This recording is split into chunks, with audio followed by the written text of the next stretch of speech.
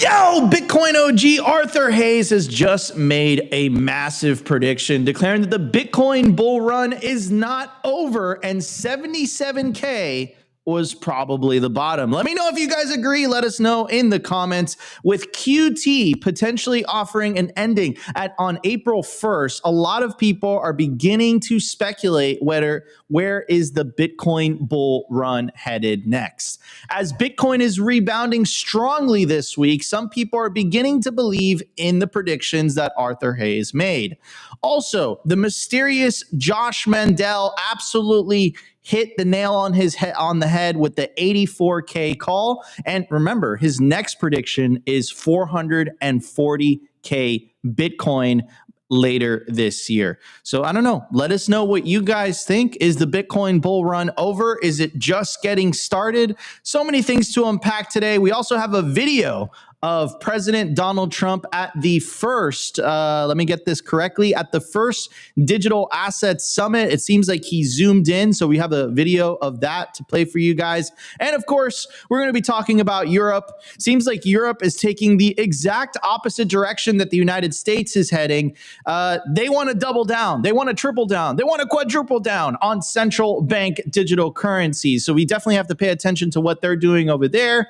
And it's going to be a great show. Anyways, guys, no more delay. Let me bring up my legendary co-host who's always optimistic, Optimus Fields. And of course, we got Brad Mills in the house. In my opinion, the best beard in Bitcoin. Hello, gentlemen. How you guys doing? Well, honestly, Nico, I was going to wait for this, but let's get this over with. I'm a little devastated this morning because I'm getting whooped in March Maxi Madness. So I need every single one of you guys to go vote for me and not Sailor. I am dropping it in the chat. Let's pump these numbers. Let's get a pump over here, Nico. Absolutely. Guys, if you guys are enjoying the show so far, make sure to smash that like button. Help us break 100 likes within the first 10 minutes of the show. Anyways, guys, let's jump straight into the news. What are we talking about today? So let me pull it up. Here we go. So Arthur Hayes says, we are making lower lows in this current wave. I was tempted to add risk this morning, but looking at this price action, I think we have one more violent wave down below 80K, most likely over the weekend, then crickets for a while. Hold on to your butts. And then one of his recent things that he came out recently, he said, Jay Powell delivered QT basically over April 1st. The next thing we need to get bulled up for reals is either SLR exemption or a restart of QE. QE is essentially money printing. Was BTC 77K the bottom? Probably, but stonks probably have more pain left to fully convert Jay to Team Trump. So stay nimble and cash up. Benjamin Cohen, he's a very famous YouTuber. He says QT is not basically over on April 1st. They still have 35 billion a month coming off from mortgage-backed securities. They just slowed QT from 6 billion a month to 4 billion a month. And here is a really interesting article that Arthur Hayes wrote. I think it was March 3rd. So it was like 17 days ago, but I still think it applies to what he's recently saying. And the name of the article is Kiss of Death. And I essentially went through the entire article and I highlighted some of the most notable parts. He asked the audience, he asked the people that read the article, what was 78K the bottom of Bitcoin. The majority said no. The majority were right because we definitely went below that. But in this article, Arthur Hayes made essentially a couple predictions and trying to explain the general macro environment. So essentially, Trump doesn't have the Fed on his side.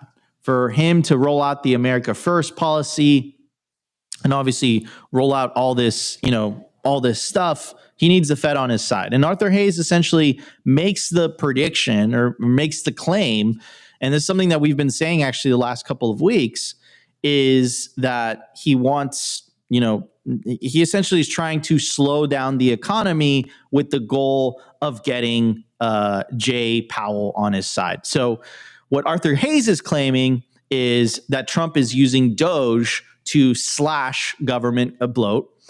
And essentially, what that was going to do is going to rise the jobless claims in DC are rising, the home prices are dropping, recession fears are growing.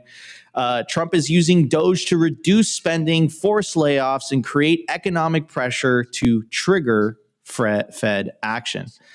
And then the Powell pivot, which I think Arthur Hayes followed up with one of his most recent posts. That is coming. He makes the case. That the printing is inevitable, and that Powell will be forced to cut rates. End QT. So far, QT has been slowed down, but it hasn't been ended.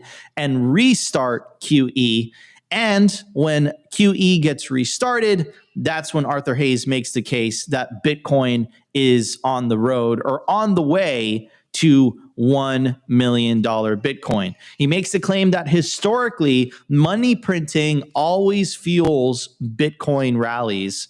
And if the Fed injects $3 trillion, Bitcoin could 10x from its lows, reaching 1 million or more.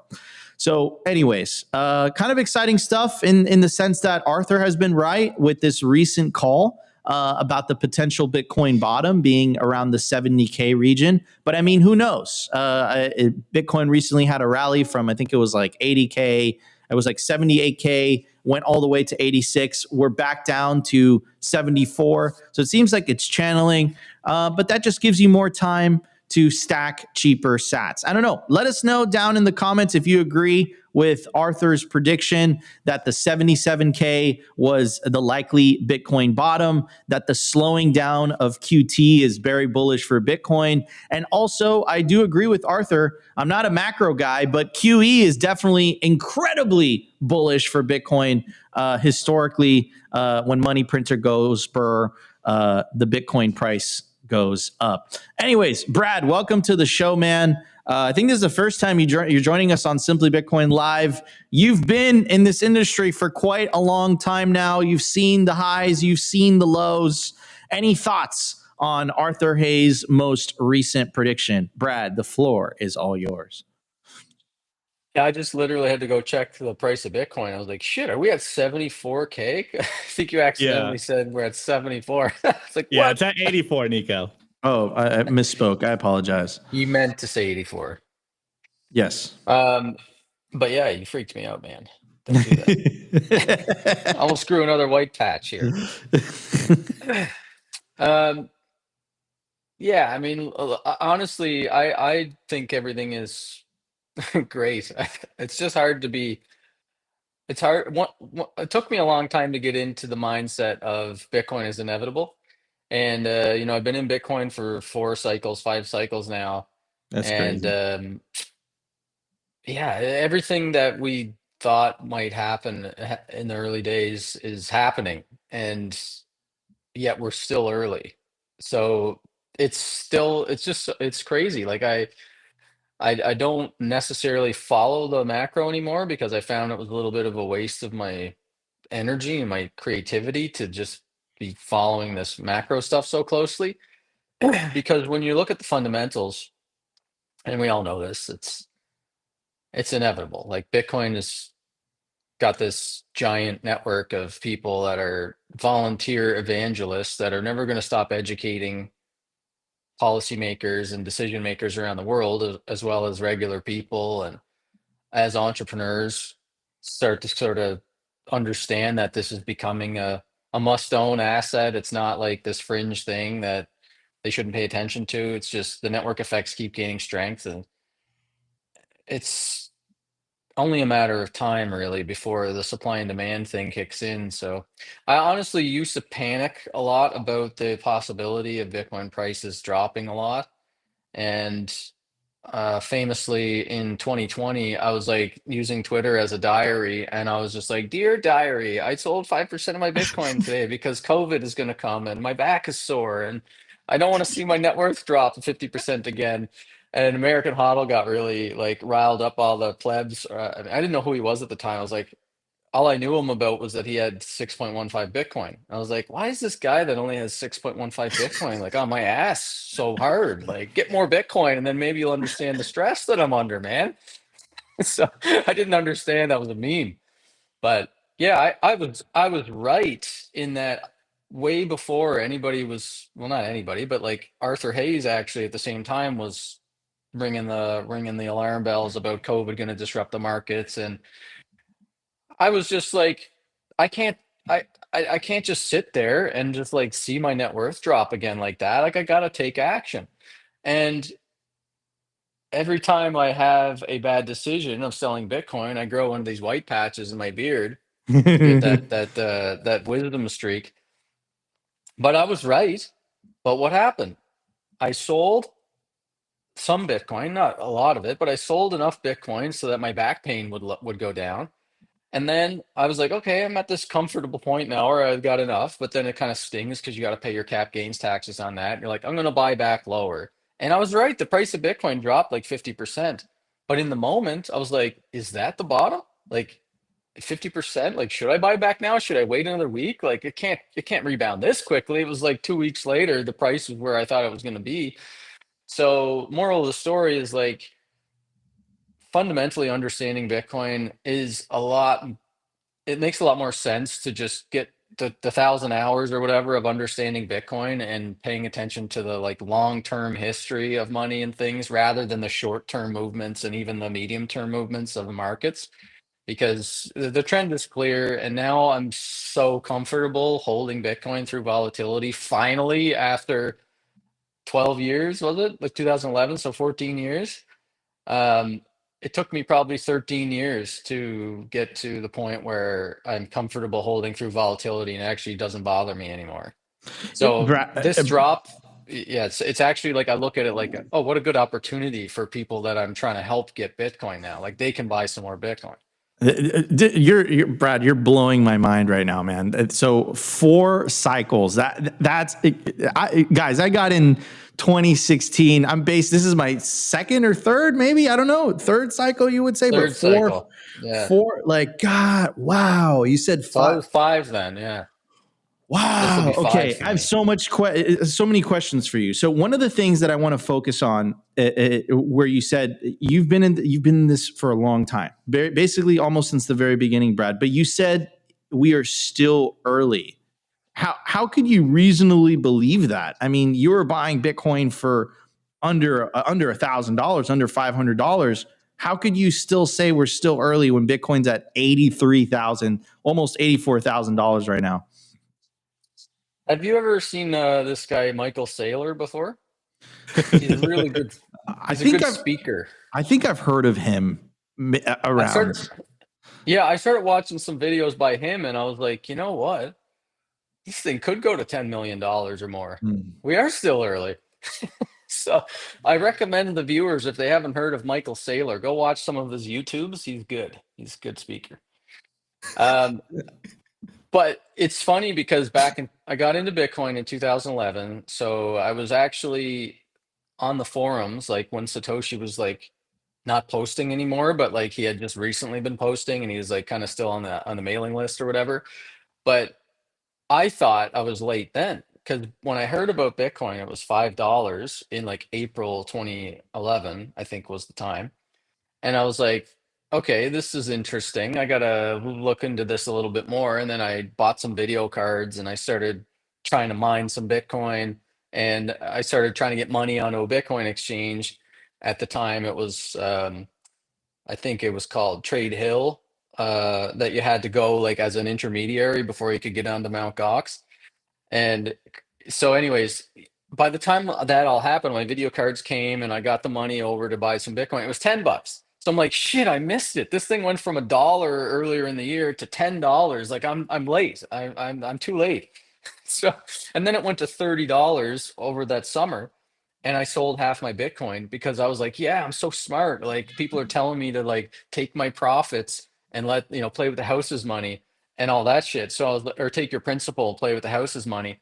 So you can, I mean, first of all, the advice there for anybody that's listening now is don't take advice from poor people. If somebody's telling you something financially and they don't have wealth, then you probably should just smile and nod and don't take their advice. And you should invest the time into understanding like risk management and the difference between trading and investing, because I was coming at this from like a speculative gambler mindset, not an investor mindset, even though I knew that what I was doing was investing in the future of money. And I was so excited by the idea of a money that there was no intermediary. And literally back then, it sounds stupid now because every single shitcoin does this and it's no longer a selling point. But literally back then, the most exciting thing was being able to send money on the internet back and forth from wallet to wallet, like with no company in the middle and not having to make an account because we were all used to having to use PayPal and stuff.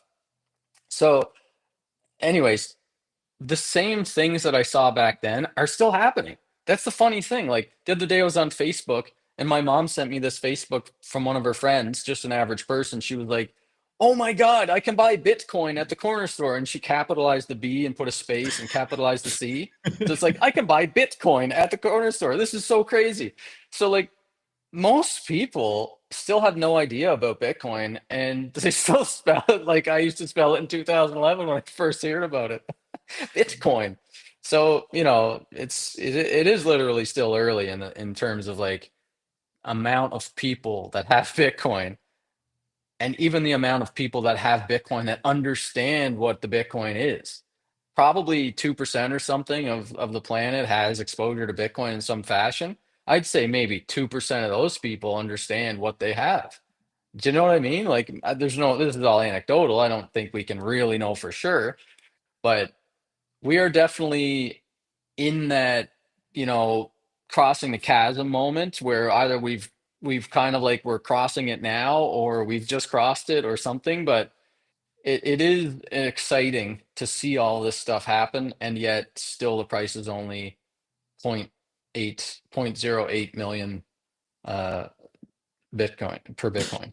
Man, Brad, I'm so happy you come on the show today, man. That was extremely bullish. Appreciate you giving us that perspective, especially from someone who's been in the industry and Bitcoin for such a long time. Now, the other thing that I wanted to focus on that you said as well was that you guys believe that a lot of this thing was going to happen back then. How was that mentally? Because one thing is imagining in your head and then it actually being played out in real time. So, the strategic Bitcoin reserve, right? The El Salvador making Bitcoin legal tender. Like, if you understand Bitcoin's game theory, you understand that all of this was an inevitability. But one thing is understanding the theory behind it, and one thing is actually seeing it in actuality.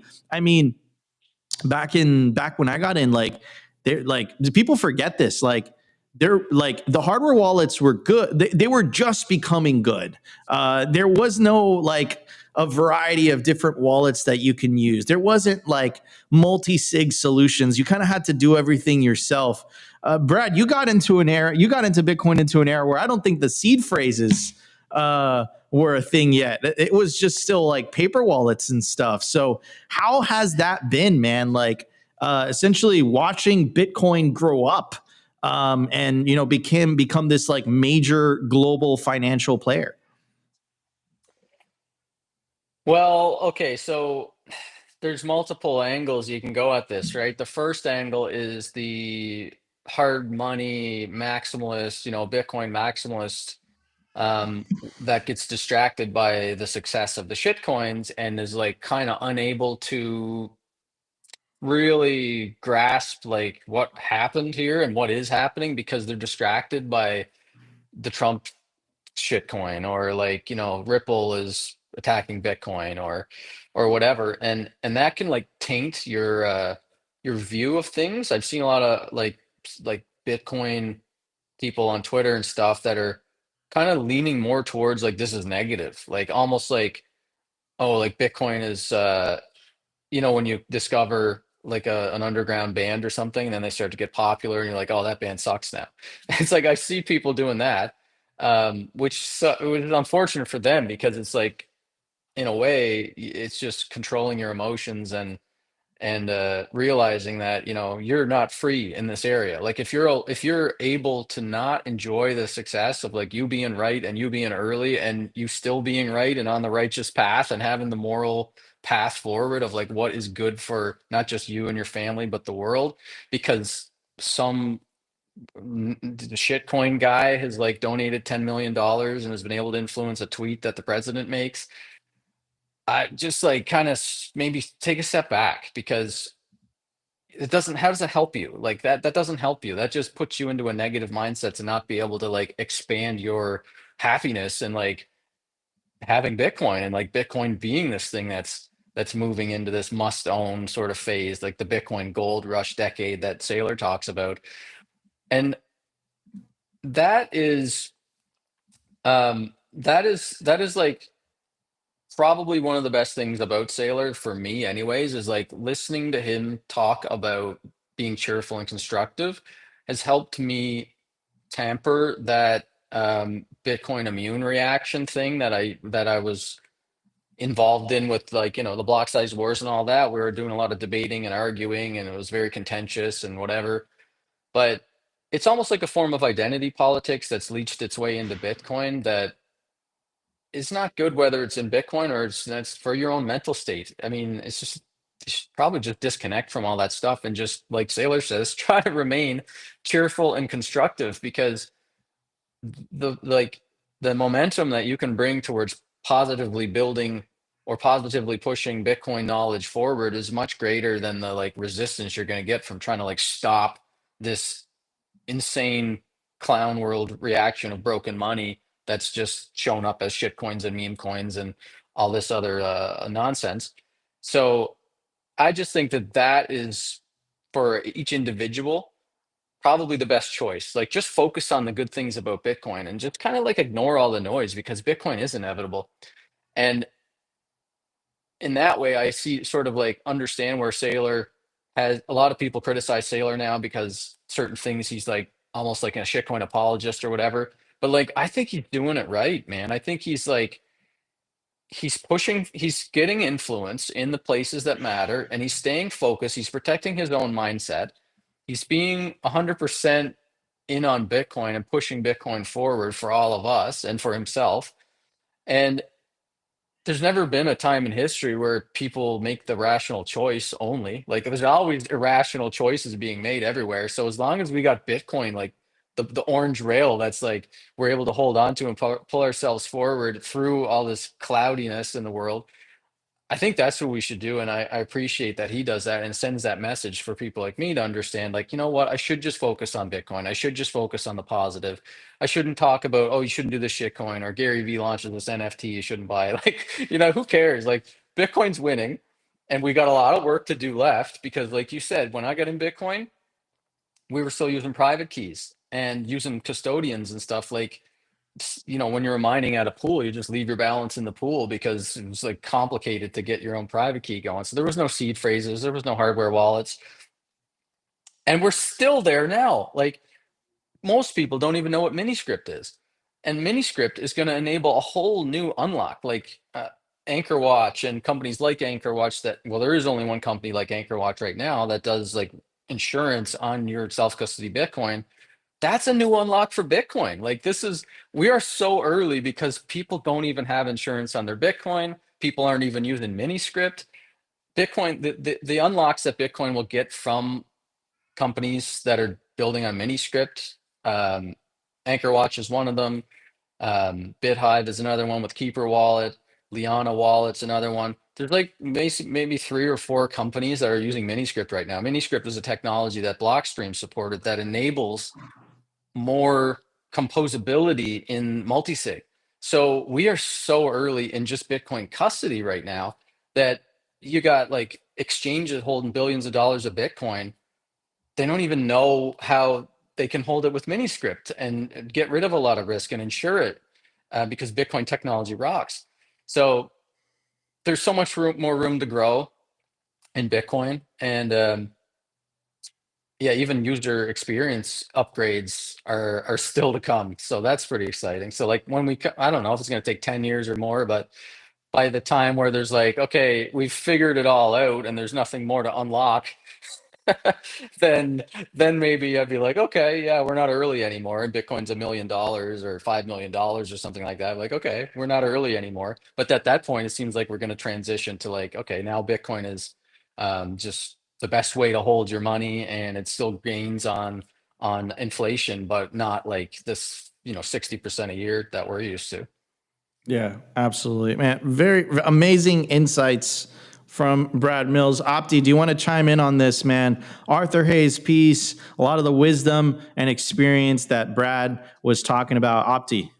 Yeah, well, I just kind of want to echo what Brad was saying. I've been saying for a long time, and it is like an anecdote, but if you guys still talk to normal people, most people still don't know what Bitcoin is. And like Brad was saying, even the people that are in Bitcoin or have some exposure to Bitcoin, it's still hard to believe that everyone understands Bitcoin like, you know, the Bitcoin maxis out there. They're just looking at it as an investment. They just want some fiat gains. And as much as Bitcoiners like to say, you know, we don't care about the price, like the price is, you know, or rather the floors of the Bitcoin price is a real time metric of people's understanding of Bitcoin. And the price in general is kind of showing just the adoption levels of people FOMOing into Bitcoin. So like, as much as we try to avoid talking about price on the show, it is a very important metric. As number goes up, the utility of using Bitcoin and storing your value in Bitcoin goes up as well. So it's all interlinked. And I know a lot of people like to say like, oh, the price doesn't matter, but I'm kind of the opposite. Like, it's not about just a number go up so that we can get rich. It just goes to show that more people are coming into the market. And again, like I was saying, and what Brad was saying, when you talk to normal people about Bitcoin, even if you go outside and you know, just bring up Bitcoin, they're still like, oh, you're a crypto Bitcoin bro. Like, cool story. Let's change the topic. You know, like, how's the game going, bro? And it's like, we're still very early in this game, even if Bitcoin is at 80K or 100K. Like, the price is kind of a distraction in the sense that if you are looking at 100K Bitcoin, you're probably thinking I am late. But as we've been showing on the show constantly, the adoption levels, the ratio of Bitcoin to global capital and global wealth, like, it's tiny right now. And I'm also on the fence that I think this is going forever. Like, we're still a tiny, tiny portion of global capital. I think it's still early, and it's even early in the year. You know, we're in third month. We're all kind of expecting it to go crazy this year, and I think we're just living out that like Bitcoin meme where you're poking it and you're like, Bitcoin, can you do something? And that's why we're all kind And then of, just you know, rips. and then it just rips. And that's why probably people are getting salty on Twitter right now, because we've all you know, promised 150K first 100 days. And we're starting to get to that 100 days and we haven't gotten 150K yet. So we're early. Brad, you've been through many cycles so far. What is how has been your experience with this cycle? I mean, it definitely feels a little bit slower. If you compare it with the rest, like, you know, it's underperformed. It's not been as exciting. Do you still think cycles are even a thing anymore? I don't know about the cycles thing. I think like it makes sense that as Bitcoin becomes more of a percentage of global wealth, then it will have less volatility to the downside just because it will be held by um, larger amounts of people in more sophisticated custody setups. So, like if you're using a 2 of 3 multi-sig to secure your Bitcoin as your savings for your retirement, it's a little different than if you're got it on an exchange and you're kind of like FOMO or emotionally trading it. So, yeah, I mean, over the years, as more and more people are holding Bitcoin like digital property or digital capital, if you want to use Michael Saylor's phrasing, um, or at least a chunk of their Bitcoin is looked at as retirement, generational wealth basket money, and it's in like hard to access schemes like a multi-sig with miniscript or something, then there will be less emotion on the chart because when you're fearful, it won't be easy to sell it. Just like property, like real estate markets can dump, but it's not liquid, so it's not easy to just sell your house when the price of it tanks. So I think over time we'll get a little bit of that in there, but that might take a couple decades. I don't know if we're going to see major reduction of volatility. I'm still planning and preparing for being able to survive at least 250% drops. So whether that's from 500,000 or from a million or from 200,000 or from 110,000, like I'm planning. I always want to be able to prepare to be prepared to survive at least 250% drops and be ready for the third one because I think that's 90%. Um, so it's always good to be aware that that is a likely scenario or a possible scenario in Bitcoin. So don't over leverage yourself. You know, if you're borrowing or if you're trading or something like that, you always got to be aware that that volatility is there. But that's just for the like prepper part of me, like for the optimistic part of me, I'm actually surprised by this cycle, man. I've been like, I think we're ahead of schedule. Like when we Yeah. broke the all-time high last year, I was not expecting the all-time high to be broke until 2025. So I also was not expecting the Bitcoin ETFs last January to be approved so quickly. And I was not expecting MicroStrategy to be buying $20 billion of Bitcoin and for like the president to start a Bitcoin strategic reserve. Like all this shit. This is freaking crazy, man. Or in my opinion, like we were ahead of schedule and it's like moved way faster than I thought it was gonna move. But I still think we're in the early stages of a structural bull market. So in my opinion, like this isn't like, oh, the bull market has been going on for a year and a half now, and we're kind of hit the top, and now it's like back down. In my mind, it's a unique it's a unique thing that happened where the bull market kind of started early. We got a new all-time high. We got all this insane bullish news. We got this new sort of free markets are back vibe in Wall Street and Silicon Valley and in the United States generally. And in that world, this calming down of the fervent run is probably just an accumulation zone for larger players that were kind of like on the sidelines watching Bitcoin, not sure politically what was going to happen. And now that it's like pretty clear where the trend of the world is going, um, they're placing their bets. Like Cantor Fitzgerald's getting in. They're going to be providing Bitcoin loans to Bitcoiners. It seems like the next 10 years, we're going to see Bitcoin like really integrated into the financial system so that Bitcoiners are going to be able to use Bitcoin as collateral at their banks and pay pretty good interest rates. So with all of that stuff going on, I mean, it doesn't really matter to me if it's a cycle thing or if it's just a slow crawl or if it's a gradually then suddenly thing. And then, all signs to me point towards up and to the right over time. And that's just what I'm trying to stay in that zone. Amazing. Amazing. Beautiful, beautiful answer. All right, guys, before we jump into the numbers segment, I do want to give a shout out to the live stream. We have almost 2,000 of you guys watching live between YouTube and X, and roughly 80 of you guys watching live on Rumble. 544 of you guys watching live on YouTube. If you guys are enjoying the live stream so far, make sure to smash that like button. We blew past our goal. We're at 171 likes. Help us break 250 likes by the time the show gets to 45 minutes. So the YouTube stream, smash that like button. The Rumble stream, smash that like button. The X stream, smash that like button. Of course, share the content as well. Before we jump into it, I do want to give a very special shout out to Simply Bitcoin's lead sponsor, best place to build your automatic self-custody Bitcoin stack, bitcoinwell.com. BitcoinWell.com is a publicly traded company coming out of Canada that recently expanded to all 50 US states. Enable your dependence with the fastest and safest way to buy Bitcoin on-chain or via the Lightning Network in Canada and the USA.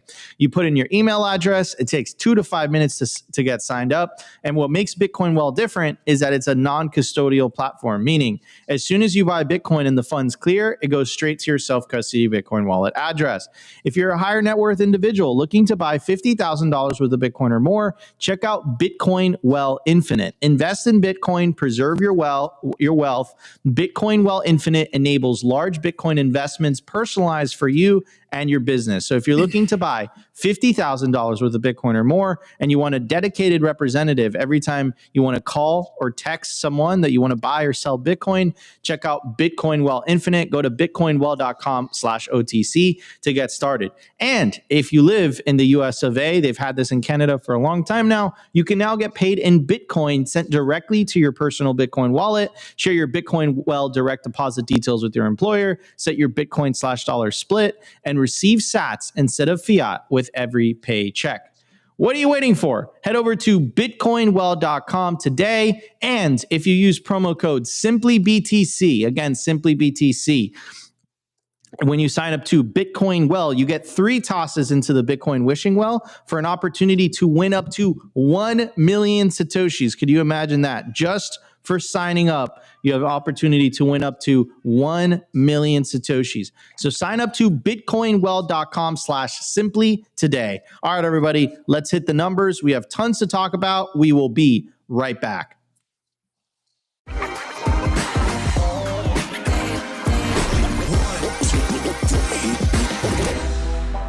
I want to tell you guys about our sponsor, Stampseed. Is your Bitcoin in cold storage really secure? Are your seed words really secure? Stampseed's do-it-yourself kit has everything you'll need to hammer your seed words into commercial-grade titanium plates instead of writing them down on paper. Don't do that. Paper sucks. You want to literally stamp your seed into this plate of titanium. Your words are actually stamped into the metal plate with this hammer. So once your words are in, they aren't going anywhere. No risk of the plate breaking apart and your pieces falling everywhere. Titanium stamp seeds will survive nearly triple the heat produced by a house fire. They are also crush-proof, waterproof, non-corrosive, and most importantly, because this is generational wealth, time-proof. All things that paper is not, allowing you to hodl your Bitcoin for the long haul. I mean, here is the plate that they crushed. They put in water, they put a blowtorch to it, and as you can see, the words have survived. Stamp your seed on Stampseed. And you can use promo code SIMPLY to get 15% off anything on their store. Head over to stampseed.com today. All right, everybody, we are back. Scan the QR code on your screen. It'll take you directly to the Stampseed website. Use promo code SIMPLY. Get 15% off anything on the stampseed.com store. At the time of recording, the Bitcoin price is $83,900. Block height, 888,652. Sats per dollar, 1,192. Market cap, 1.66 trillion. Bitcoin versus gold market cap, 7.79%. Percentage issued, 94.47%. Decline from all-time high, negative 23.1%. Realized monetary inflation, this number continues to go down. It's currently sitting at 0.91%. Anyhow, some big news. So President Trump to address the Digital Assets Summit tomorrow. So, and I'll read some of the details. President Donald Trump is expected to deliver a speech via recording at BlockWorks Digital Assets Summit in New York. This will be the first time a sitting U.S. president has addressed a Bitcoin and crypto conference, highlighting the growing influence of digital assets in mainstream financial policy. Trump has previously engaged with the Bitcoin community, having spoke in person at the world's largest Bitcoin conference in Nashville. His return to the stage now as president further highlights the continued support from the U.S. government on Bitcoin. So I have the clip of his speech or whatever from the conference. I'm going to play it and then we'll all talk about it. At the BlockWorks Digital Assets Summit, it's an honor to speak with you about how the United States is going to dominate crypto and the next generation of financial technologies. And it's not going to be easy, but we're way ahead. Just 2 weeks ago, we hosted the first ever White House Digital Asset Summit, bringing together many of the world's top leaders in crypto for a conversation led by our White House AI and crypto czar, David Sachs, who's a fantastic and very brilliant guy. That same week, I signed an order creating the brand new strategic Bitcoin reserve and a U.S. digital asset stockpile, which will allow the federal government to maximize the value of its holdings instead of foolishly selling them for a fraction of their long-term value, which is exactly what Biden did. He got a fraction of their value. We're ending the last administration's regulatory war on crypto and Bitcoin, and that includes stopping the lawless Operation Choke Point 2.0. Operation Choke Point went beyond regulation, and I mean far beyond. It was a form of lawfare through government weaponization. Frankly, it was a disgrace. But as of January 20th, 2025, all of that is over. I've also called on Congress to pass landmark legislation creating simple, common sense rules for stablecoins and market structure. With the right legal framework, institutions large and small will be liberated to invest, innovate, and take part in one of the most exciting technological revolutions in modern history. It's so big, it's, I think, as big as you can get. Pioneers like you will be able to improve our banking and payment system and promote greater privacy, safety, security, and wealth for American consumers and businesses alike. You will unleash an explosion of economic growth, and with the dollar-backed stablecoins, you'll help expand the dominance of the U.S. dollar, and many, many years to come, it'll be at the top, and that's where we want to keep it. We only want to keep it at the top, always. I can already see that the energy and passion of the crypto community is the kind of spirit that built our country, and it is exciting to watch as you invent the future of finance. And right here, it's going to be right here in the USA, the good old USA. Together, we will make America the undisputed Bitcoin superpower and the crypto capital of the world. Thank you. Good luck. God bless. All right. I mean, I'm going to pass it on to you first, Brad. Could you have imagined this back in the early days of Bitcoin? I mean, is it perfect? No. He kept saying crypto. I mean, to give him credit, he did differentiate Bitcoin a couple times, right? Obviously, as Bitcoiners, we would want a Bitcoiner president. This is like a Bitcoin and crypto president. But I mean, from a historical standpoint, holy cow, we went from essentially the entire industry being attacked last year with Operation Choke Point 2.0, and then boom, bam, bing, bing. And, things have changed. Things have turned around. So, Brad, what is your take on this? What is your opinion as a Bitcoin OG? I mean, how could you be anything but excited for the future of Bitcoin if we're now given at minimum 4 years to stack more sats without any fear of persecution from a dystopian pro-surveillance, anti-privacy, oligopoly or whatever state. That's like the boot has been lifted, and we don't need them to like lift us up like Simba. We don't need that. We didn't even need the Bitcoin superpower. We just wanted not to be persecuted, and we just wanted not to be scared to use Bitcoin and scared to talk about Bitcoin.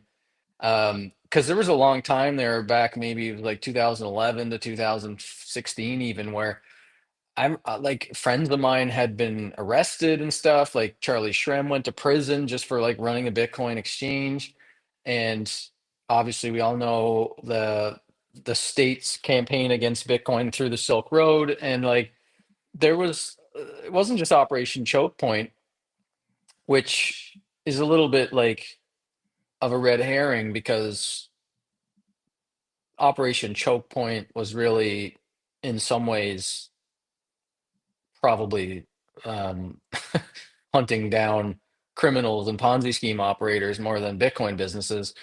But crime is legal now, so so Ponzi schemes are back on the menu. But if the choice is communism or Ponzi schemes with being able to use Bitcoin, I mean, I'd rather see communism not win. So, so that's just the way that I'm framing it to retain my sanity. That sure, we got a U.S. president who's out there shilling scams and Ponzi tokens and stuff, but like he is unleashing free markets.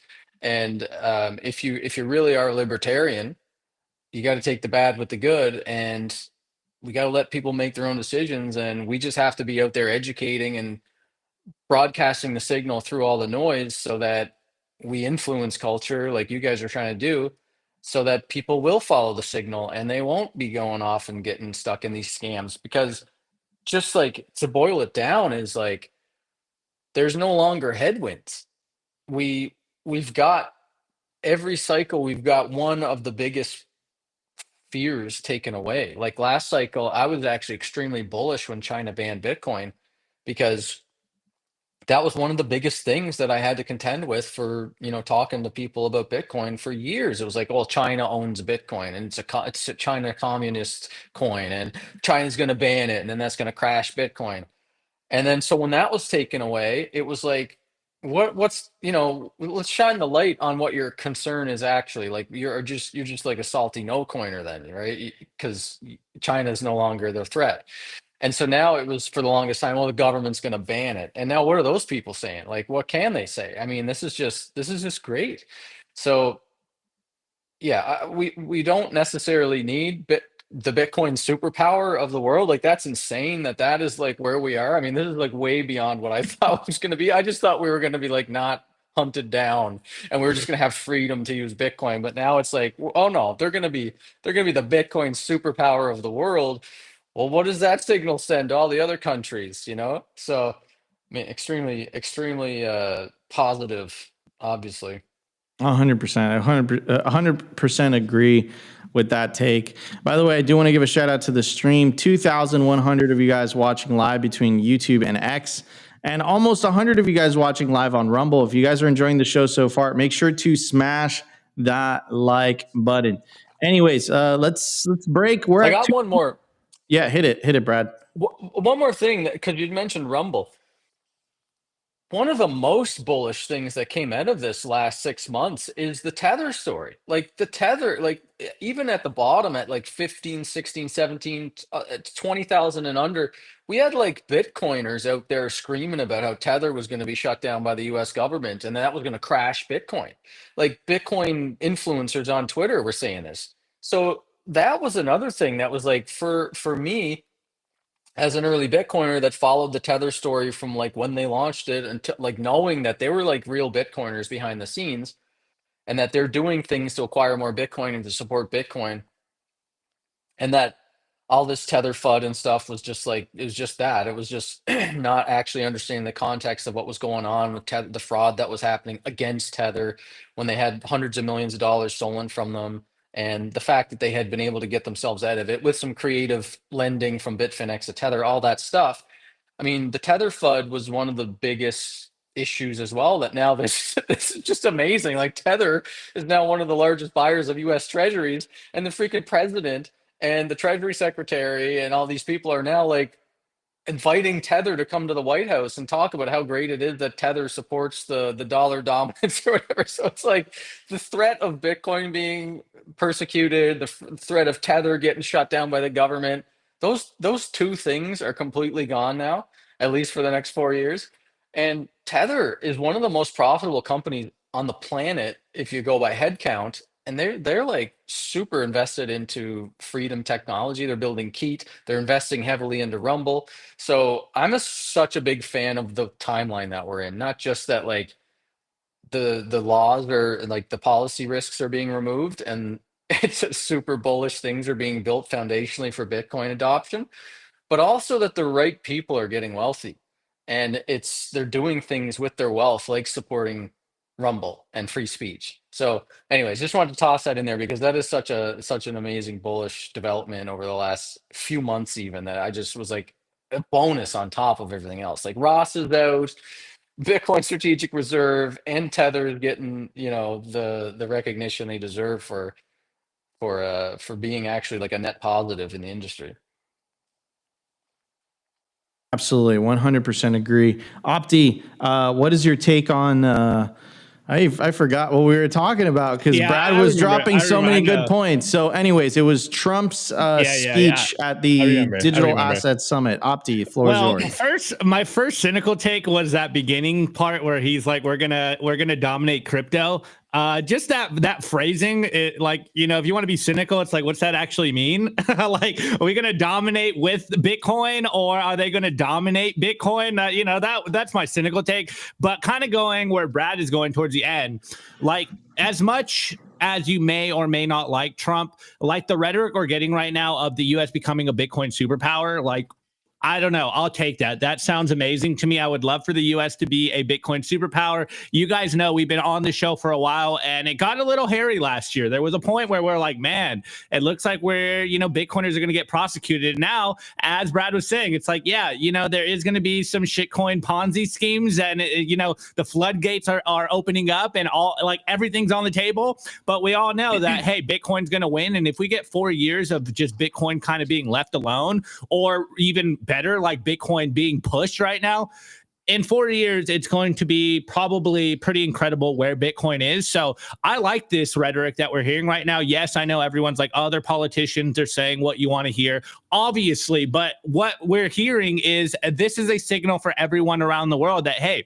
if you don't embrace Bitcoin, you are going to lose right now. So I'd much rather, as an American, like to see the U.S. embrace Bitcoin than fight us. Though you guys know my view on dollar dominance. So that like stablecoin, riff in the middle, it's kind of like, but hey, this is a necessary evil, I think, that we've all kind of known was going to play out.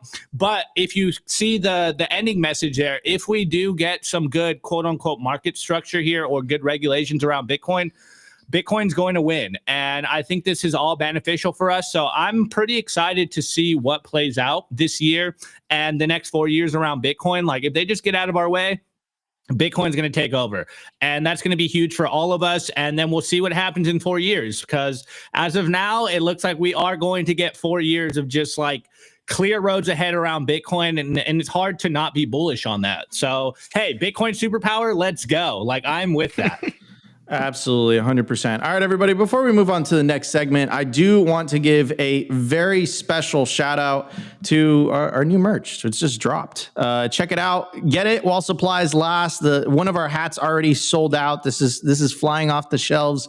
Obviously, buy Bitcoin first, but if you guys want to support the show, check out our new merch. Opti and I are wearing the cream hoodie right now. It's incredibly comfortable. We pay attention to detail. It has custom tags and everything. This isn't drop ship. We buy the inventory before, and we pay attention to the quality of the materials. So you can get the Simply Alternative black tee, the Bitcoin Saves cream tee, or the cream hoodie, which is my personal favorite. It's incredibly comfortable. So if you guys want to support the show, head over to simplybitcoin.com, check out the collections and the new merch drop. Get it while supplies last. Like I said, we didn't order enough and they're flying off the shelves. All right, everybody, let's hit the news segment. We have tons to talk about. Let's check it out. We will be right back. I want to give a shout out to our sponsor, Casa. Bitcoin security matters, but managing private keys can sometimes be complicated, especially multi-sig. What if you can secure your Bitcoin without worrying about losing a seed phrase or giving up custody? With Casa, you can completely control your Bitcoin with multi-key security, so even if one key is lost or stolen, your funds stay safe. No single point of failure, no stress. That's what I absolutely love about these guys. They make taking Bitcoin into self-custody incredibly easy with their best in industry user experience through their app. I've been personally recommending Casa for years now to my friends and family because they will get all the benefits of multi-key self-custody security without the hassle of having to learn complicated UI. And if you're thinking of one day passing on your Bitcoin to the next generation, their inheritance plan has you covered. Also, if you're a business looking to add Bitcoin to your treasury, do it the secure way with Casa for Business. To get started, go to casa.io today and get 5% off Casa Standard or Casa Premium with promo code SIMPLY.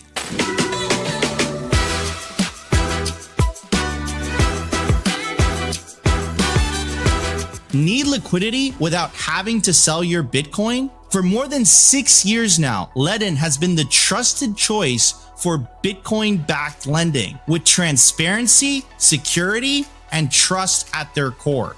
I absolutely love these guys, and I personally have not only an account with them, but also a loan. And some of the key features that I love about Ledn is the fact that there are no monthly payments. You pay at the end of the term. You also have the ability to roll over the loan as well, and you can pay it back whenever you want. Essentially what they do is that they help their clients unlock the liquidity of their BTC, allowing you to hodl while still accessing the wealth of your Bitcoin. They've been battle tested with their focus on transparency, security, and trust, allowing them to build a proven track record of client success and security, helping tens of thousands of clients harness the value of their digital assets with confidence and peace of mind. Learn more about what your BTC can do for you. Check out ledin.io today. All right, everybody, we are back. If you guys are enjoying the show so far, we broke 650 likes. Smash that like button. I'm going to raise the target to 300 likes by the time the show ends. So if you guys are enjoying the live stream so far, smash that like button. You're listening to Simply Bitcoin Live. And of course, our special guest today is Bitcoin OG Brad Mills. And we're going to be talking about what he's doing. Seems like Brad, you're let me pull this up. Let me pull this down while we talk about this. Brad, you're pivoting to media, right? You're doing a media project. Is that correct? Yeah, I started a media company. It's PAL Media is what it's called. Proof of work, obviously, trying to harness Bitcoin inevitability and proof of work. It's not just a Bitcoin algorithm; it's a lifestyle. So I love trying that. to not just do that with the media. I'm also been going to the gym 5 to 6 days a week for the last year. So trying to use proof of work for my fitness as well. Love that. Love that. All right, guys, we're going to be talking about proof of work media, just proof of work lifestyle with Brad during the culture segment. So you guys are going to want to stay tuned for that. But before we jump into it, let's talk about today's news. Smash that like button. Want to give a shout out to the live stream, of course. 1,753 of you guys watching live on X, 534 of you guys watching live on YouTube, and Rumble, 389 of you guys watching live on Rumble. So if you guys are enjoying the show so far, make sure to smash that like button. You're listening to Simply Bitcoin Live. Anyways, let's talk about the central bank digital currency phenomenon that's happening in Europe. Seems like the United States is going down the private route, like saying, you know what, Bitcoin is the thing. Bitcoin is the future, strategic Bitcoin reserve. We'll use the stable coins to spread the dollar, et cetera, et cetera. The European Central Bank and Europe in general, they're doubling down, they're tripling down on this idea of a central bank digital currency. This is one of the recent posts by the European Central Bank. The digital euro is not just about creating a new form of money, says chief economist Philip R. Lane. It is about ensuring that Europe retains control over its monetary and financial destiny in the digital age against a backdrop of increasing geopolitical fragmentation. Now, the way that I interpret this post, right, because they're talking about they're over its monetary and financial destiny. I mean, for the politicians, for the bureaucrats. But if you really want to control your monetary and financial destiny, you got to opt out. You gotta buy Bitcoin, earn Bitcoin, mine Bitcoin, and put that Bitcoin in self-custody. Because if not, you have absolutely no control over, your monetary or financial destiny, right? So I just love how they phrase it in a way where it's like, all right, guys, it's for you, it's not for us. Anyways. Here is Rob Roos. I believe he's a politician in the European Union, and he's talking about digital wallets. And again, you have a central bank digital currency. It just opens the door for all this potential tyrannical control. I mean, in Canada, it's like, trust us, bro. But in Canada, even Canada, a Western democracy, right, that values freedom. The truckers protest, right? I don't think the government should have control over money. History has shown that they will abuse it. They will abuse that power. They will abuse that control. This is the problem that Bitcoin fixes. Anyways, let's check out this clip.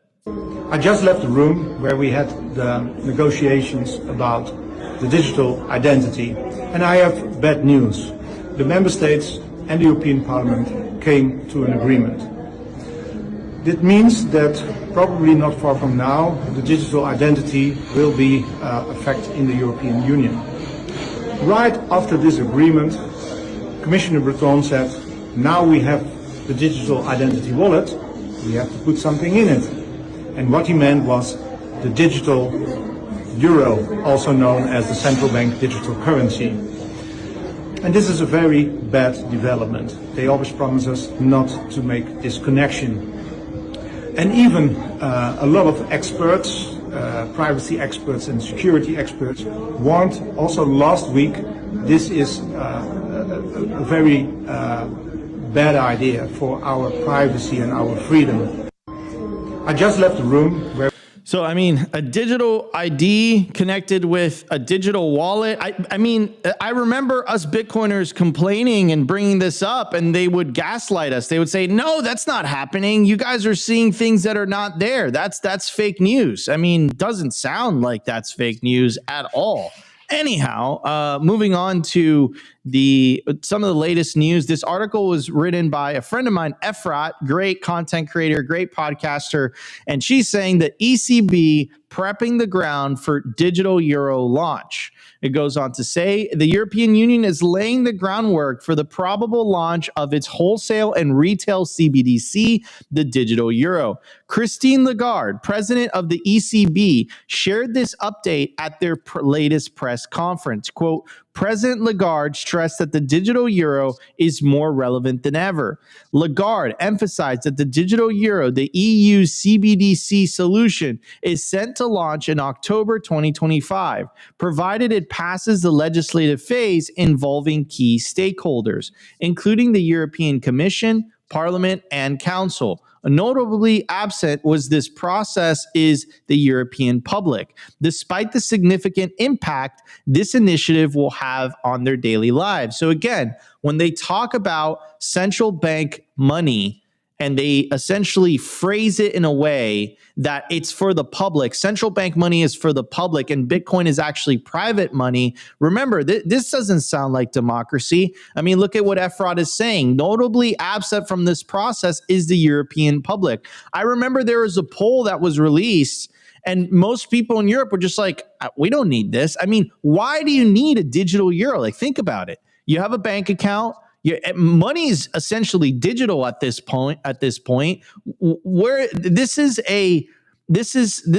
something searching for a problem. This is a solution searching for a problem, which there isn't none. And also, something to keep in mind as well is a central bank digital currency won't solve the issue that Bitcoin solves. What is the issue that Bitcoin solves? Bitcoin is money without inflation. That's why it's better money. Number two, Bitcoin is censorship resistant. You don't have to ask permission to send Bitcoin. You have to ask permission if you use a central bank digital currency, and it doesn't solve the inflation problem. So they can't address that directly, so they'll use all this complicated language about European sovereignty and about dictating our future. No, dictating the future of central bankers, dictating the future of politicians, but definitely not dictating the future, not benefiting any freedom-minded individual that values their sovereignty, that values their privacy. Anyways, why is the digital euro more relevant than ever, says Efrat? Could it be linked to Ursula von der Leyen's recent Rearm Europe announcement, which proposes the creation of an EU army? This initiative requires an estimated $800 billion in funding, money the EU doesn't have, the options, extracting it from the EU member states and their citizens, or printing fresh funds via the ECB. Either way, it's time to warm up the ECB's money printer. And here is Ursula von der Leyen. I believe she's like I forget her specific title. She's the president of the EU Commission. Anyhow, and as you can see too, like, you know, this is why Bitcoiners say, you know, Bitcoin ends wars, right? Like what a lot of people forget is that Bitcoin, fiat money is a wealth redistribution mechanism. Every time they print money, essentially it takes money from people that are not saving in assets, which are the lower and middle classes. They're living paycheck to paycheck. They're living on their salaries. It's a wealth redistribution mechanism from them back to the government and back to the people that do own assets. but specifically back to the government. And I remember there was this speech that Nayib Bukele gave at CPAC where he's basically saying, like, look, it doesn't make sense that all y'all are paying taxes because the primary method of which governments are using to fund themselves is printing money. But they want to give you this illusion that you're the ones essentially funding the government. But that's not true. Anyways, Efrog continues to say, furthermore, the EU has introduced the, quote, Savings and Investments Union, aiming to redirect 10 trillion in unused savings from its citizens to finance military growth. I mean, that was crazy. I don't know if you guys ever saw that. Look, take a look at this post. Brad was talking about communism earlier on. I mean, if this isn't the most communistic post, I don't know what is. Check out this post by Ursula von der Leyen. She says, Europe has all it needs to take the lead in the competitive race. This month, the EU Commission will unveil Savings and Investments Union, will turn private savings into much needed investment. That is effing crazy. With a central bank digital currency, they can do that. They can play God with money. With Bitcoin in self-custody, they cannot do that, which is why they're not a fan of Bitcoin. I mean, do you guys remember Christine Lagarde's own words where she says that Bitcoin is a, quote, escape valve? I mean, that is absolutely bonkers. Brad, what's your take on that? The president of the EU Commission saying, quote, will turn private savings into much needed investment. That is nuts that she feels entitled to your savings. Brad. Well, I didn't see that actually. I try not to follow the news as closely these days because I try to study history more because it just triggers me and activates that like Bitcoin activist sort of mindset where I was like, oh, I gotta save people, I gotta give my opinion, I gotta stop all of whatever the thing is, which is just a total waste of my time, puts me in a bad mood, and then I'm like, it's affecting my actual life. So I try to not follow the news. So like that's crazy. I just heard about that from you right now. So I just read the book Daylight Robbery by Dominic Frisby. I'm not sure if you guys have heard of that before. Dominic's a comedian. He's like makes music and musical comedy, and he also wrote this book, Daylight Robbery, and he's been on a few podcasts. I'm not sure if you guys have had him on. If you haven't, you should definitely bring him on because he's an expert in tariffs and taxation history.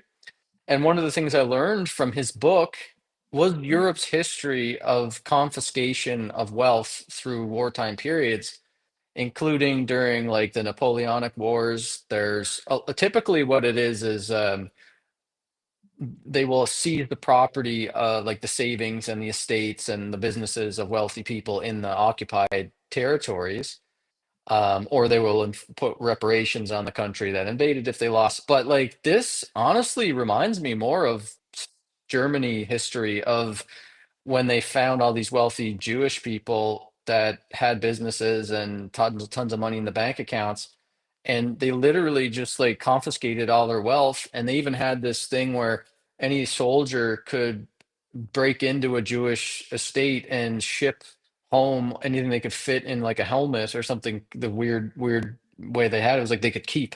And so it was like steal as much as you possibly can, ship it back to the government. And that was inside of Germany.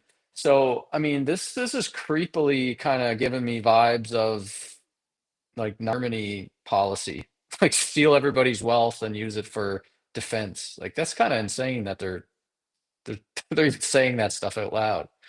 Absolutely. 100%. I 100% agree with you, man, because it is in a way it is theft. It's crazy that, you know, a politician feels entitled to someone's savings, and you could definitely see a lot of the parallels from 1930s, 1940s Germany. Opti, what's your take on this, my friend? Like, this is crazy. What did you do to Christine Lagarde? Brad, if you don't know, Opti dated Christine Lagarde once upon a time. And we have a theory here at Simply Bitcoin that the reason that the European the central bank wants to double down on central bank digital currencies is to get back at Opti. So technically, shit. Opti is responsible for the rollout of CBDCs in Europe. Opti, what do you have to say for yourself? Yeah, well, I apologize, guys. I fell for the scarves, but shit happens. Shit happens. My take. Look, I've been saying it for a while. Europe's on the downside, like they're sliding. I was trying to find this meme. I saw it this morning, and the Rumble chat keeps yelling at me because we're not doing memes, but I tried to find the meme here. I couldn't find it, but someone did a really good take on this announcement here. So I pulled it up. No, go back to, all right. So, here's the post, and forgive me, I forget who did it. I couldn't find it right now. I thought I liked it this morning, but the real meaning of this tweet here is basically this: the digital euro is not money, and it is about ensuring that Europe retains control. That's the real meaning of this tweet. And we've been talking about this forever on the show, that CBDC is all about control. And as we see, the U.S. is embracing Bitcoin and stable coins, and they are kind of taking a more pro-freedom, pro-free market stance right now. And on the opposite side, we're seeing the European Union, metaphorically shoot themselves in the foot.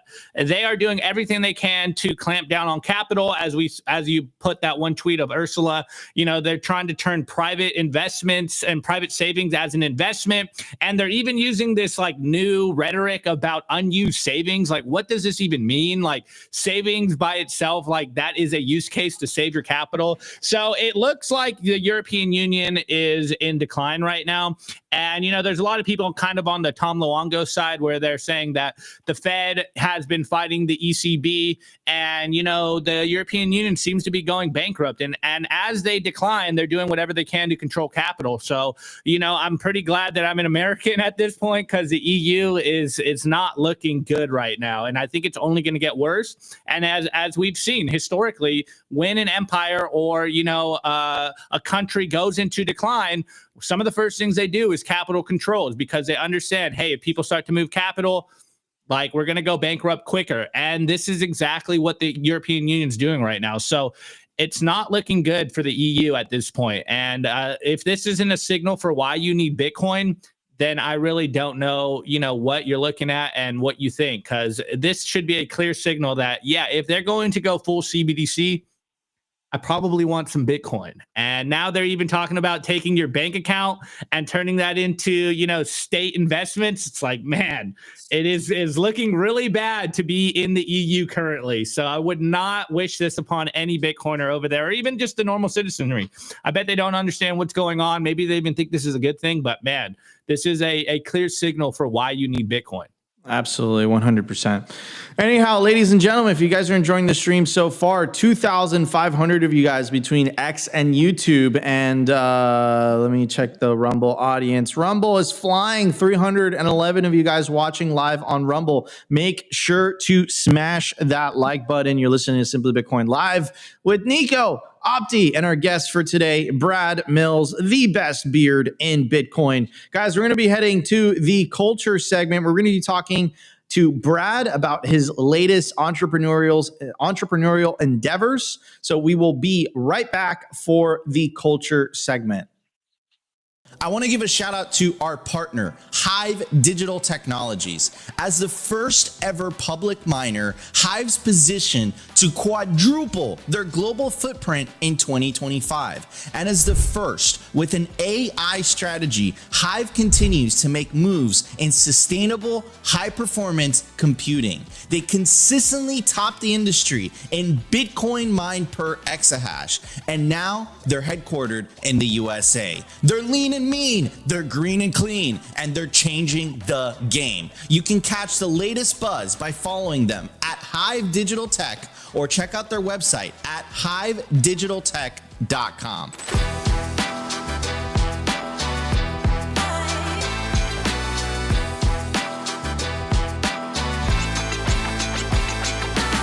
I want to give a shout out to our partner, CoinKite. If you take your Bitcoin security seriously, you'll need the best Bitcoin hardware wallet on the market to take self-custody. That's where Cold Card comes in.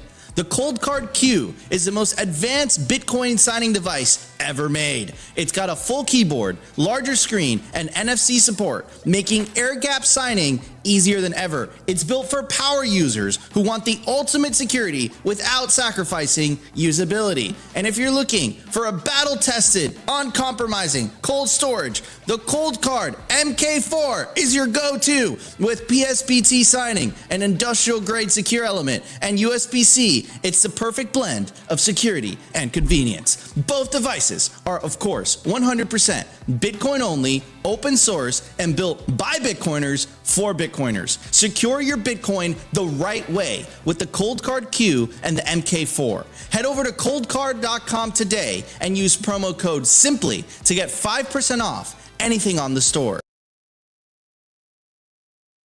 All right, everybody, we are back. That's right, ladies and gentlemen. We have a new hardware wallet sponsor. This is the Cold Card Q. It's incredibly awesome, incredibly easy to use.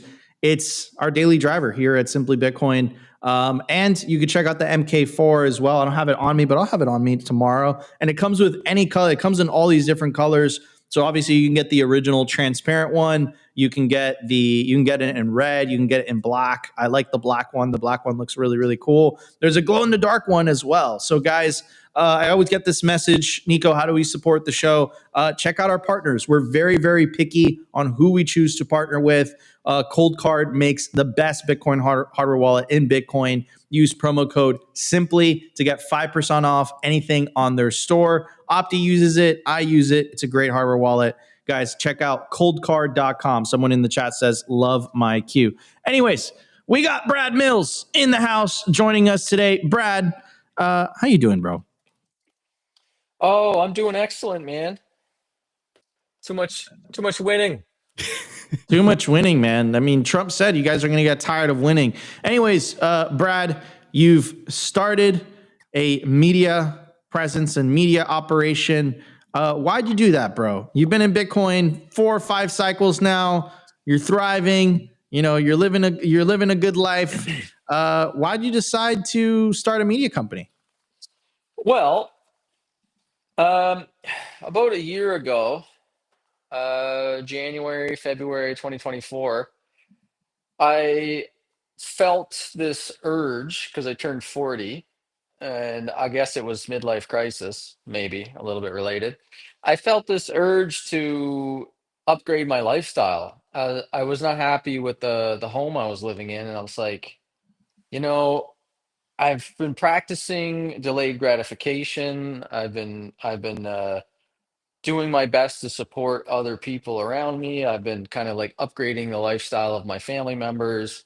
Uh, bought a place for my sister and my dad and my mom, and kind of like used a lot of my Bitcoin cash outs that I had done to invest in Bitcoin startups and do some angel investing. And I did a little bit of stuff with myself. I bought an RV, and I was like, I built a little vacation home on the east coast of Canada so that I could travel back to um, my family lives there in Cape Breton, by the ocean. And I was like, you know, I want to like really upgrade my surroundings so that I can wake up and be in a place that gives me an inspiration feeling, rather than just kind of living in a normal middle class home. I was like, I want to live in like a luxury home. I want to live in a dream home. I want doors with like wooden circles in the background. You know what I mean? And I was like, okay, why am I feeling this way? Like, what is going on here? Am I like, is this midlife crisis? Do I need this? And it was because I was not happy with the way that my life was going. Like, I was happy with my financial situation because Bitcoin is kind of provides you that ability to slow down and think long term, and um, not have to be so, you know, reactive to the short term. So I was spending a lot of my time on Clubhouse with like a lot of Bitcoin friends, American Hodl and Junseth, and the Anchor Watch crew, and all the the Clubhouse crew, and I was like 8 hours a day on Clubhouse, and we're like started off doing a lot of orange pilling and like constantly helping people. People would come in, we'd bring them up, we'd answer their questions about Bitcoin, we'd debate with them about shit coins a lot of the time, and it was just like an outlet for education and creativity. But then as the market went on and went into the bear market, like it just became more of like a social hangout place for us all to kind of hang out and commiserate together and be a group support.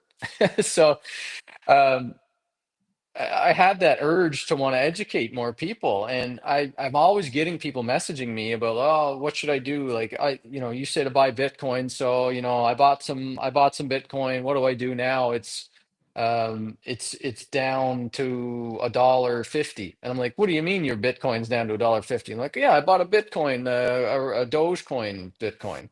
I'm like, no, that's not Bitcoin. That's shitcoin. So, you get those people, plus I get entrepreneurs that are coming to me being like, I want to, I feel like I'm kind of being left behind here. Like I'm doing all the right things. I have a financial advisor, but I feel like I'm treading water. Could you give me a hand with this? And I just get like, I desire to help a lot of people, but it's very difficult to actually scale that from a time perspective. So I would always just do what I could, but it was kind of like I was ineffective. And I was spending more of my time just like on Twitter, shit posting, arguing with people, getting triggered by the latest crypto news, getting triggered by this or that. And then on Clubhouse, kind of like wasting my time a lot of the times. It was just shooting the shit about politics or whatever random thing was happening in culture, not even a lot of Bitcoin stuff. And then the rest of my time I was investing in Bitcoin startups, talking to Bitcoin founders. So I was like, that's the one thing that I'm like feeling like effective about. Like I really love doing that, where I can meet with Bitcoin founders that are trying to build cool Bitcoin products and support them and back them, and see what they can do. But then everything else in my life, I was just kind of feeling a little bit like I'm not doing proof of work. Like I wasn't going to the gym, I wasn't eating right, I was waking up late, I was going to bed late, I wasn't getting my time in with my wife and my daughter like I wanted to. And I just felt like the urge to buy the new home was just like a covering up of all my problems. So I was like, first of all, I was like, started to step back. Like, why are you feeling like this? And if Bitcoin is inevitable, which after some thought, you realize it is inevitable. If and then so you get into that mindset of like, okay, Bitcoin is inevitable. What if I just have to just hold on? Like, what if I don't have to do shit? If all I have to do is just hold on to Bitcoin and not lose my grip as it rockets to global wealth asset and like creates a new wealth class and power class, you just have to hold on as tight as you can. You don't really have to do anything else. You don't have to be out there educating people. You don't have to be out there like arguing with people about shit coins. And you don't even have to be building a Bitcoin business or anything like that. But that is like they're two separate things. Like, what are you passionate about? What are you going to try to do for your career? And what are you going to do with Bitcoin? And just like hold on as hard as you possibly can is the thing I realized I should be doing. So in one way, I was like, okay, I can do that. I can hold on as hard as I can. And then if it gets to 1 million, if it gets to 5 million, if it gets to 10 million per coin, do I actually have the leadership skills and the strength and the clarity of mind to be able to like manage that level of wealth and build a Bitcoin citadel and actually influence people and show up in my community? And the answer for me was like, no, I'm not ready. So I took the year basically before buying my new home to sort all that shit out. I was like, I gotta learn leadership skills. I gotta become more effective with my time. I have to exercise more. I have to prioritize my relationships with my wife and my daughter, and just get more structure in my life and be able to start being more effective with my time so that I can then try to do something. And then that's what I spent the whole year doing. So I hired some coaches and I started doing a lot of coaching. I got a fitness coach. I started hitting the gym 6 days a week and just got a lot of like changes in my life. I really kind of disconnected from that reactive sort of like Twitter sphere. And I just started focusing more on me and my, up leveling myself. And so the whole plan around the media company is to take the things I'm passionate about and be able to do it in a way that doesn't just deplete my Bitcoin stack. So current before, what I was doing was just it was just always depleting my Bitcoin stack. Like everything I was trying to do, whether it was investing or helping people or hiring somebody or whatever, donating to causes, it was all just depleting my stack. And so I got to the point where I figured a way that I can borrow against my Bitcoin. So I did end up upgrading my lifestyle a month ago.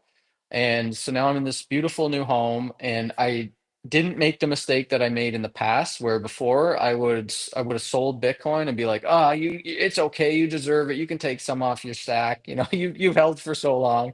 But then I'm like, shit, man, like Michael Saylor's actually going to help pump this thing to $10 million. So I got to just, why would I let grip go at all? I got to hold on as tight as I can.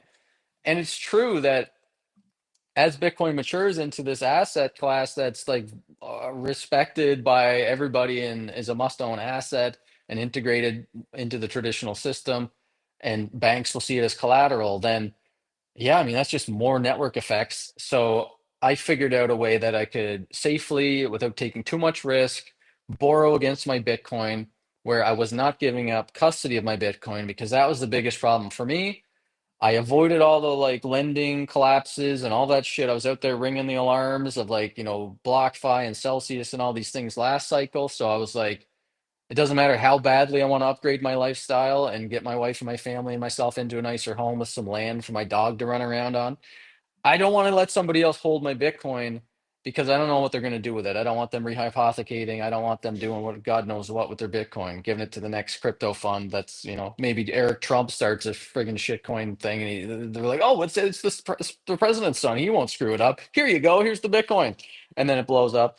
So I figured, okay, I got to get all my shit together. I got to have people that I can hire that can support me. I've got to be more efficient with my time. And I got to become the person that is capable through proof of work to be able to be more effective and influence other people, and hopefully inspire other people to be the best versions of themselves as well that they can be. So that's the journey I'm on. That's why I started the podcast, or the POW Media company, and it's kind of been like a whole proof of work lifestyle upgrade journey that I'm kind of still on, but I feel very confident in the progress I've made so far. That's awesome, man. And it's interesting because I've seen it. I've seen it for older, more like older than you, Brad. Like high net worth individuals. Like they make it in life. They don't need to work a day in their life if they don't want to. But it seems like as if human beings are like people need purpose, right? So I think materialism only takes you so far. Like it brings you a ton of comfort. You get the car you want, you get the house you want, but it's almost as if you need a reason to get up in the morning, right? And it's as Bitcoiners, I was like going through, I think it was Parker Lewis that made the presentation, but essentially he was making the argument that as Bitcoin continues to go up in value, I think the number was between 30 and 40% of ultra high net worth individuals are going to be Bitcoiners. So an ultra high net worth individual is defined as someone who has $30 million of assets or more. And that percentage, as Bitcoin's price continues to grow, that percentage is going to get higher. And those people are going to have more and more influence over the world, because that's how it works, right? You're a wealthy person, you have more influence over society. Like that's just how things are, right? So what is this society that we're going to be inheriting, right? As Bitcoiners, as like we ran into the best money the world has ever seen. Bitcoin hits 10 million. Like, what are you going to do? And what are you going to do to leave the world a better place than what you found it, right? For your kids, right? Because, the way that I see it, Brad, is like, really, we have two futures ahead of us. We have the fiat future, which is the slavery future, and then we have the Bitcoin future. How do we ensure that the world is heading towards a future of freedom, peace, prosperity, opportunity for all? So I commend you for that, man. That's very, very admirable. You don't have to do this if you don't want to, but you felt like you had the necessity to, and that's really, really awesome. Now, I want to kind of ask you for a couple of things, right? First thing is, the don't sell your Bitcoin and upgrading your lifestyle in the right way, right? This is something that, like, for me personally, I've been at this for 9 years. Like, I'm maybe not as exhausted as you, Brad, but I'm tired. Um, I'm tired, and I'm like, oh man, you know. But you did it in a way where you didn't sell your Bitcoin stack, but you were able to leverage your Bitcoin stack to still upgrade your lifestyle without having to sell your coins. So I know you talked a little bit about using Debify but how did you go about it? What would be the strategy you would give to somebody that's listening right now? Because we have Bitcoiners from all walks of life. People that got in 2020, so they still got their dues to pay. You still got a couple cycles to pay, before you start thinking about this. But let's say you have Bitcoiners from 2013, 2016, 2017, perhaps 2021. What would your advice to them be?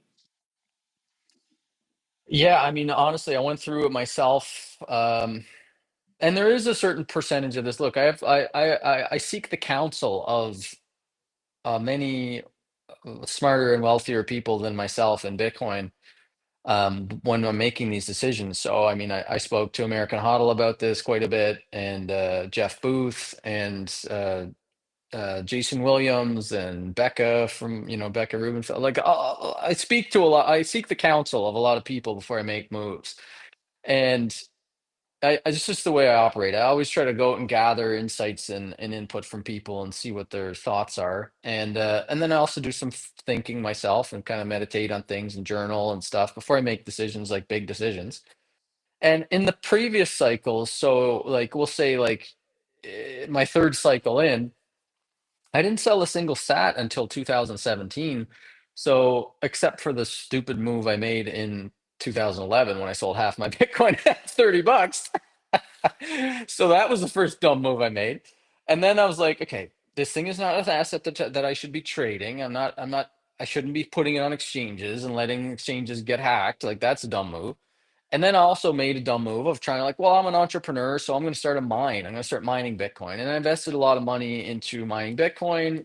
That blew up. Actually, one of the partners in that company turned out he was a drug addict, and he didn't pay any of the bills. Instead of paying the bills, he bought more drugs. And then all of our shit got seized, and we didn't realize what was happening until it was too late. And thankfully, he didn't steal the Bitcoin, but he like screwed everything up, and we lost a lot of money on that. Then I had a partner kind of like have a mental breakdown on another issue, kind of took half my Bitcoin. So I didn't sell Bitcoin, but I lost Bitcoin. I had to get back in. So it's not like all my cost basis is all at like 10 bucks or something like that.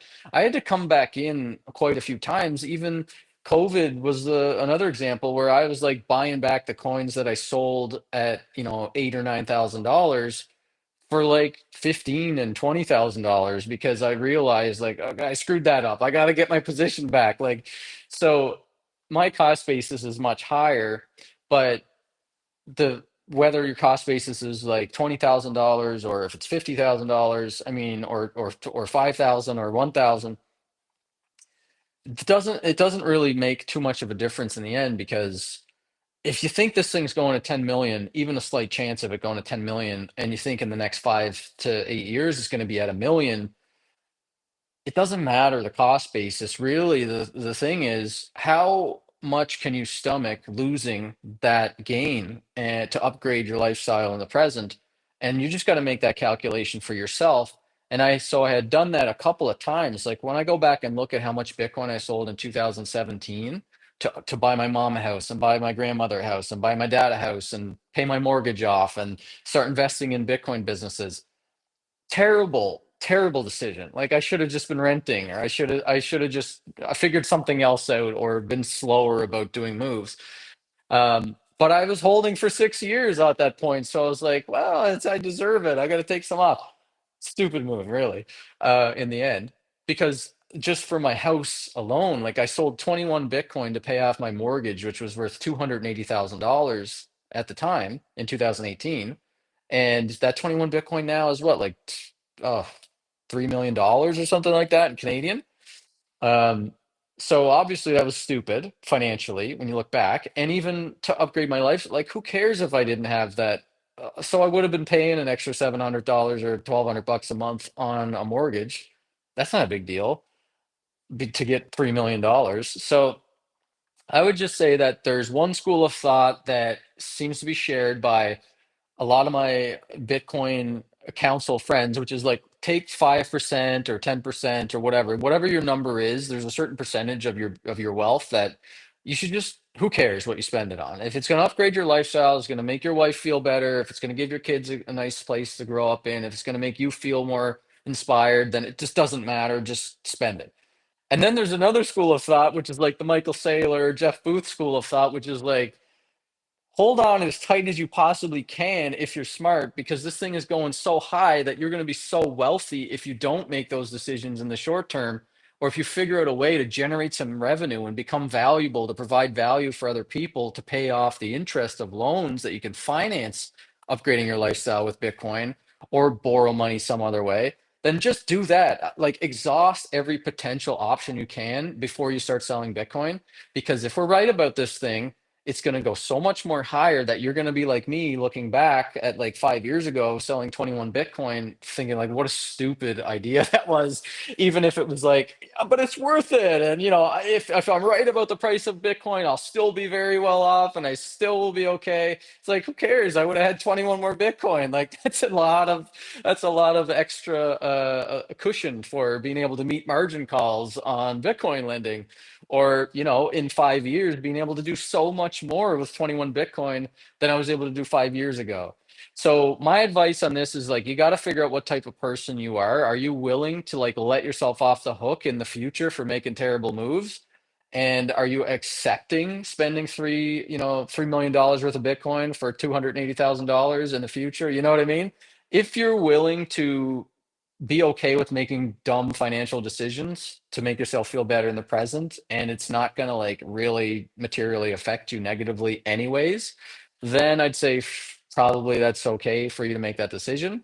But at least for me personally, I got to the point where I said no more. Like I am not financing my lifestyle by selling Bitcoin anymore.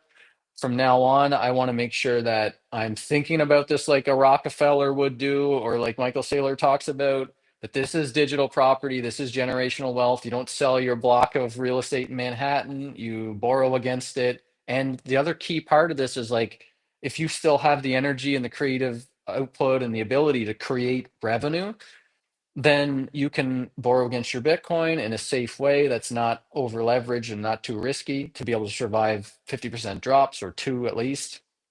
And then use that revenue that you create to pay off the interest of the loans, or, you know, farm some fiat, you know, upgrade your skills somehow and get a better job, whatever it is. Use that fiat money coming in to pay off the interest on the Bitcoin loan that is not taking counterparty risk. So you don't have the risk of losing the Bitcoin if you're using something like Debify, which I used, or Lava, which is another great one that I'm an investor in both of those. I should put a disclaimer in there. I invested in both of those companies because I'm not just the president of the Hair Club for Men. I'm also a user. You know what I mean? Like I like to use what I invest in, and I only like to invest in things I'm going to use. Just like you were saying with Ledden, one of the sponsors of the shows, that you know you got a Ledden loan out, so clearly it's you're not going to take a sponsor on that you wouldn't use.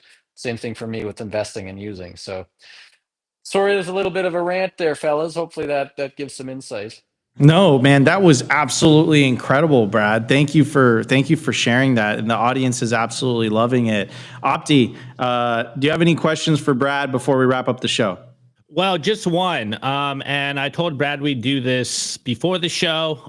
Considering that you are kind of building a team for Pal Media, I know our audience is super hyped on trying to find some Bitcoin jobs. So call to action for you. I know you're looking for someone. Let's do that right now, and then we'll wrap up today's show. Yeah, I'm trying to like this isn't like like I was saying, it's still a developing thing for me. So we're scaling this up. We're in launch mode right now. So you may have seen me on Instagram posting videos. If you're not following me on Instagram, I'm at Brad Mills Can there on Instagram. And what my strategy is, I'm trying to reach entrepreneurs, real estate investors, higher net worth folks that are kind of like scrolling around on these Instagram circles. And, they're not typically, Bitcoiners aren't typically super active on Instagram. So I'm trying to hit the audience there, and I'm trying to do like inspirational, educational, and entertaining content on Instagram. So I'm doing viral reels, and I've been, hired a coach that's helping me figure out the whole thing around viral hooks and all that stuff. So I'm building a team. We've got like 3 or 4 people that I'm working with right now, and we shoot once a week. And I'm really looking right now for comedy writers to be able to help me create funny viral content, because I have a couple of content pillars that I'm trying to hit. Like I said, education, entertaining, inspiration.